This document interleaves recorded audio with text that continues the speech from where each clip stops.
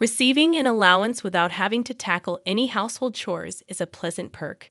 However, the routine sarcasm from my mother-in-law, Julia, at 32, and working as a web designer often dampens the experience. Sharing a home with my husband, Ethan, and my mother-in-law has its challenges, especially considering our differing perspectives on work and domestic responsibilities. Originally part of a corporate environment, I transitioned into freelancing after marriage, a change welcomed by both my employer and me. The familiarity with my previous company ensures a steady stream of projects, sparing me the hassles of commuting and allowing a more concentrated effort on household tasks. Despite the satisfaction on both ends, my traditional mother-in-law doesn't share the enthusiasm. She harbors a belief in the conventional role of a wife as a homemaker, a viewpoint she expresses regularly. Despite my husband's attempts to reason with her, asserting that contemporary couples support each other, my mother-in-law remains resistant. According to her, my freelance work is merely a side job that doesn't contribute significantly to the household finances. Balancing my web design work with household chores during my free time hasn't impressed my mother-in-law. Her dissatisfaction stems from the stark contrast between my non-traditional approach and her expectations of a more conventional housewife. In her eyes, I may be perceived as the outsider who, in her mind, stole her only son. Since my husband's father passed away 5 years ago, my mother-in-law has become increasingly dependent on him. While this seems to slightly bother my husband, there's a subtle satisfaction in his acknowledgement of her reliance. Our current residence, acquired by my late father-in-law 30 years ago, now solely belongs to my mother-in-law. The mortgage was settled through life insurance, and the house layout conveniently accommodates our small family, providing me with a suitable workspace. Despite the occasional tension, our home becomes a gathering place for my mother-in-law's friends, who have been part of the neighborhood for over 3 decades. When her friends come over, the dynamics in the house take on a different tone. Taking a break from my work, I play the role of a gracious hostess to my mother-in-law's friends, offering them coffee and sweets. Yet every gathering of similarly aged women inevitably transforms into a session of complaints about their daughters-in-law. In the midst of such discussions, I can't help but chuckle as they detail their grievances. My daughter-in-law, they say, frequently returns to her parents' house over trivial matters, spending half the year away from us. According to them, she is financially irresponsible, causing even our son to be at a loss about how to handle her financial habits. Debt collectors have even paid us visits, they lament. The conversations in my workspace often take a humorous turn, with my mother-in-law's friends seemingly competing over who has the most challenging daughter-in-law. Rarely do they praise their daughters-in-law. If, by chance, one of them offers a compliment, "Your family's daughter-in-law is wonderful. She manages the household while working," my mother-in-law responds with a disgruntled expression, dismissing my work as nothing more than a side job. Amidst the laughter and gossip, my mother-in-law loudly questions the worth of my job, wondering aloud how much I actually earn. The discussion shifts to the spending habits of daughters-in-law, contrasting their personal expenses with the notion that the husband's earnings are meant for the family. The room erupts in laughter at this notion, reminiscing about the unthinkable nature of such discussions in their younger days. Unable to endure the repetitive tales of the past, I drown out the noise with headphones, focusing on my work. The modern-day daughter-in-law, myself included, often becomes the target of belittlement, making it unbearable to listen. One day, during a family dinner, my husband suggested buying a new car. My mother-in-law, quick to react, questioned why he needed his wife's consent for such decisions. Despite my husband's attempt to explain that it's a family decision, my mother-in-law insisted that he, the one with a driver's license, should choose any car he likes. Caught in the middle, my husband sought my help, and I diplomatically deferred the decision to him. The incident highlighted the ongoing dynamic where my husband always consults both me and my mother-in-law before making significant decisions, a practice my mother-in-law staunchly defended. While not inherently self-centered, my father-in-law had a penchant for making independent decisions, a trait my mother-in-law often lamented. My husband, raised by such parents, developed a belief in avoiding selfishness. On the contrary, my mother-in-law, influenced by the patriarchal behavior of my father-in-law, adhered to the notion that it was the norm. My mother-in-law's irritation towards my husband when he seeks my opinion circles back to me, with accusations that I am always too strict. I found myself at a loss for words in response to her criticism, as it's true that I tend to voice my concerns rather than making decisions independently. To my surprise, my husband, aligning with his mother, blamed me for his inclination to check with me before acting.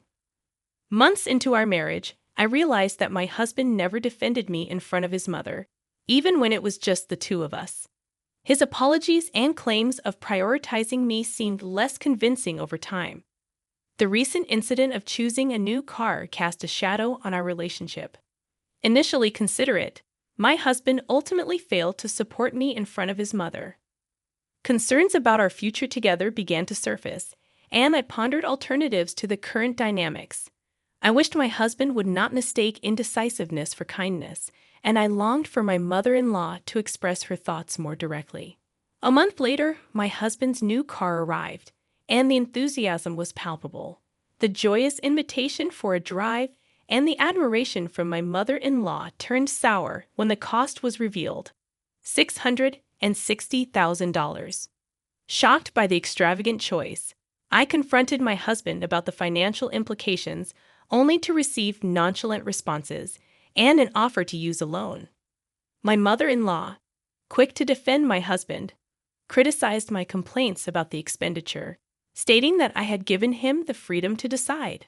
Frustrated, I questioned the feasibility of affording such a luxury, only to be met with my mother-in-law's sharp retort: "It's not like you're paying, so you have no right to complain." Feeling unheard and dismissed, I argued that I contribute to the family income through my work. However, my mother-in-law, with an unusual harshness, questioned the legitimacy of my earnings, asserting that my little side job couldn't possibly match my husband's substantial income of over $100,000 a year.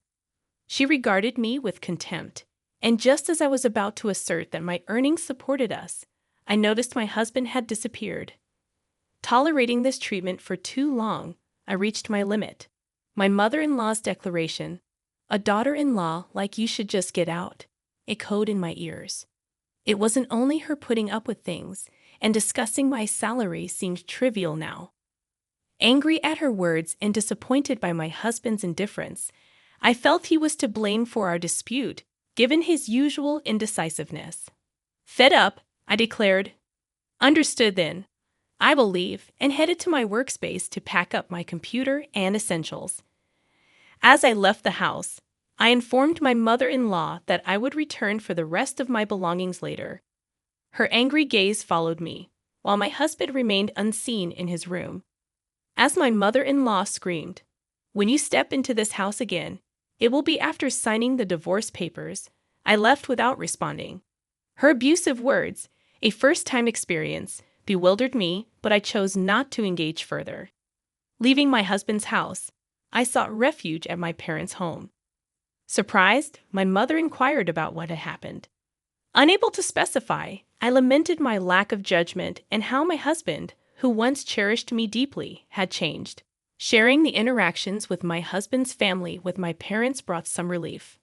With no children in the picture, my mother advised me to consider divorce sooner rather than later, given my financial independence.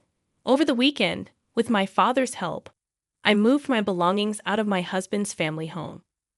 My husband and mother-in-law remained elusive. Standing in front of my husband's room, I quietly spoke, "You took care of me for a long time.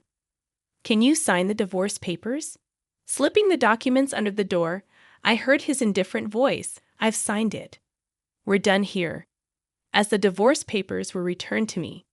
Ending my marriage without a word to my mother-in-law left me with a lingering sense of sadness. After 2 years in a house filled with few happy memories, I decided to quietly leave and head to the city office to submit the divorce papers. If a piece of paper could resolve everything, then all the better. The plan was to stay at my parents' house for the time being and continue my work there as I prepared to embark on a new life alone. As I geared up for this solo journey, my mother suggested I stay with them for a while, stating it would be less worrying than living alone. My father, too, voiced his concerns, warning that Ethan and his mother could unpredictably show up at my place.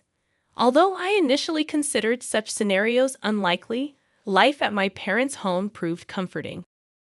Thankfully, my job flexibility allowed me to work from anywhere, so I decided to extend my stay at my parents' house for a while. 2 months passed, and just as my ex-husband and mother-in-law were fading into distant memories, an unknown number flashed on my phone. Initially hesitant, I thought it might be a mistake, but after repeated calls, I answered only to find my ex-husband's frantic voice on the other end. "Why don't you answer the phone?" he asked, sounding confused, ready to end the call. I responded that since there was no need for us to interact anymore, I would hang up. His next question caught me off guard. "Wait a minute, why isn't my smartphone working?" Without much interest, I suggested he contact the mobile phone company. However, a sudden realization struck me, and I inquired if he had been depositing money into the bank account. I used to deposit my salary, along with his, into our joint account, but it was always short due to the performance-based nature of his health product sales job. Normally, I would deposit money at the end of the month, but for the past 3 months, only his salary had been deposited. As the pieces fell into place, I left in the middle of the month, and the new car's loan payments might have kicked in. My ex-husband remained silent. "I've been managing the household with my income up to now. From now on, please manage your own living expenses," I calmly asserted over the phone. Inwardly, I felt the urge to say, "You reap what you sow," but I chose to refrain and quietly ended the call. It occurred to me that my ex-husband had never disclosed his true income to his mother. It seemed she was unaware that our post-marriage livelihood was predominantly based on my salary. Perhaps my ex-husband was too ashamed to admit that his wife earned more than he did.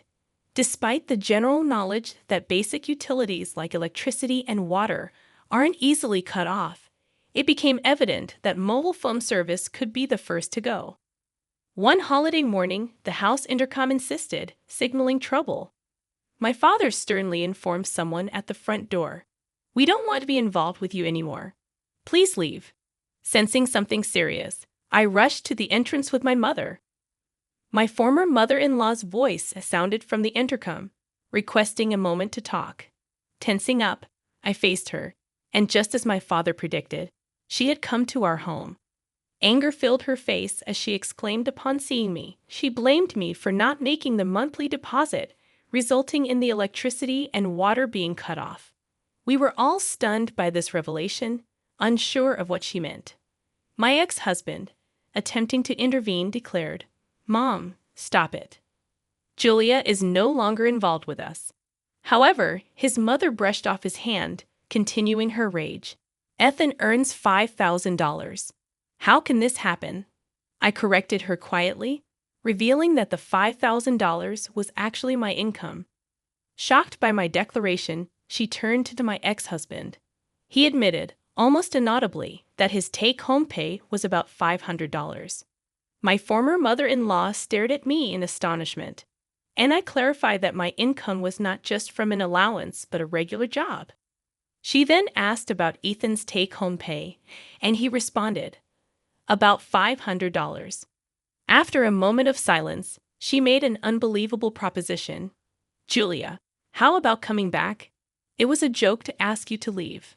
Firmly refusing, I stated that we were already divorced, and it was no longer my concern. Despite my refusal, she persisted, suggesting that everything could be resolved if I got back with Ethan. My father, in a forceful tone, demanded they leave and warned of involving the police if they didn't. They left hurriedly, stumbling away as my father warned them not to step foot in our home again. Reflecting on their unreasonable behavior, my mother was furious, but my father seemed even more indignant. I was relieved that we had cut ties with such people. As time passed, through a friend of my ex-husband's, I learned about his subsequent situation. He had to give up his parents' house, including the land, and moved into a small apartment with his mother. The rarely used new car was sold, settling the remaining loan with the money from the house and land sale. Despite the loan being paid off, my ex-husband squandered money on gambling, and his whereabouts became unknown. My former mother-in-law was diagnosed with dementia and now resides in a nursing home. Meanwhile, I am doing well in my job and currently live alone. Recently, I started dating a man I met through work. He understands that I was previously married, and he is committed to his job, not relying on his spouse's income or indulging in extravagant purchases like my ex-husband did. While we haven't discussed marriage explicitly, I feel that we have a serious future together.